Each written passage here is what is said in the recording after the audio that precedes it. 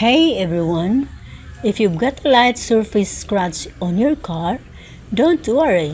It can usually be fixed easily. A good polish or rubbing compound can do the trick and make it look like nothing ever happened. Just ensure the surface is clean before you start, so you don't rub in any dirt and cause more scratches. Apply considerable amount of rubbing compound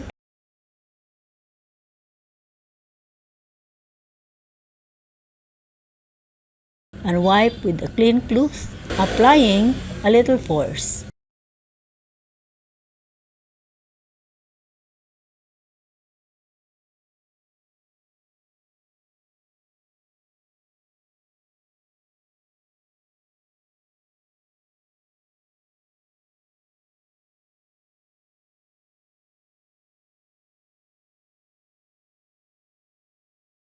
It's possible to get your car looking good again without full repaint.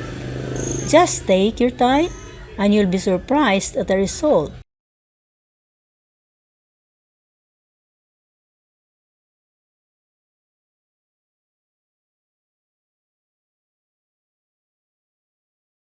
See? No more scratch. But of course, if it's a deeper scratch that goes through the paint, you might need a bit of touch-up paint and some careful sanding and buffing to smooth it out.